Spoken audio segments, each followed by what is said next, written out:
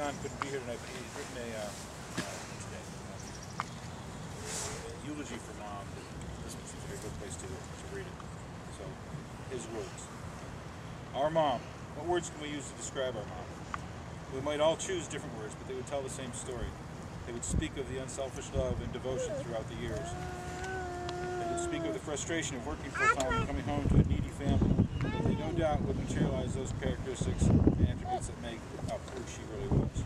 I don't recall Mom, or Dad for that matter, talking about things that she wished she could have done. I didn't hear any talk of whether her choices in life were good or bad. She was no doubt wholeheartedly committed to the life she chose, first to the man she married, and together with him, to the children they raised.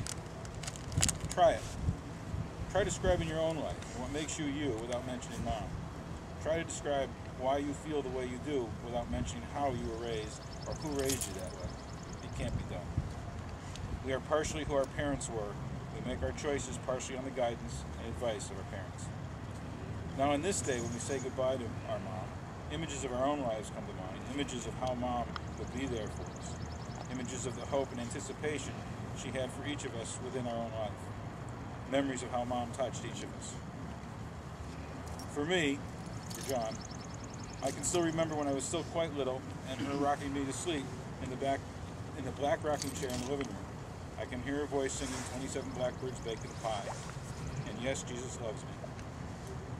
I can recall Mom would have to take time off work when I had bad asthma and her phone conversations with Dr. Mendel. Birthday, she would always make me spice cake, my favorite at that time. Mom's talents were endless. She was in fact the master chef, but too humble to have her own reality show. I always thought she could have filed for a number of recipe patents, like plum ketchup and molasses cookies. But I guess she would rather pass her techniques to her daughters and daughter-in-laws. Each of them can describe her uncanny use of ambiguous measurement descriptors designed to disguise the family secrets. Talent no doubt passed down from her mom, Grandma How'd they know she phrases was like a a good pinch cook? of this, a pinch of that, and a dabble or a dobble would ensure the family secrets remain true to the Baker tradition.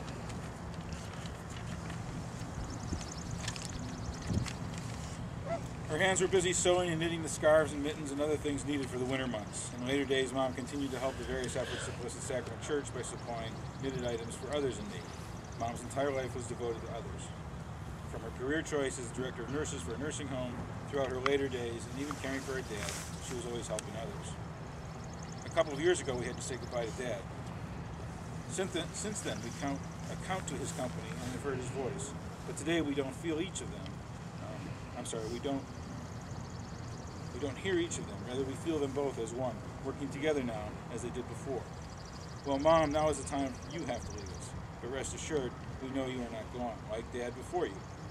Throughout the days of our lives, you will still have that same special place within each of our hearts. Together with Dad, you will continue to mold and shape your rest still now, and be confident in our love for you. And that we will always need you in our lives, for us. Looking forward, if we take the time to remember and listen quietly, we will still be able to hear your voice singing in our ears and feel your hugs. You know, as you're standing here today and you're looking at all the stones and monuments behind me, ask yourself what's the most important part. Because it's not the shape or the size or the color. It's not the dates written on the marker. It's not even the name. What's important is that little line between the year you're born and the year you die. It's what you do with that line and the lives of the people you touch. There's no doubt that Marjorie has touched many lives, and each and every one of you.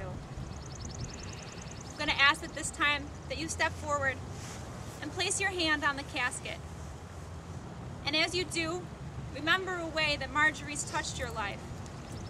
And remember to share these stories and memories with each other.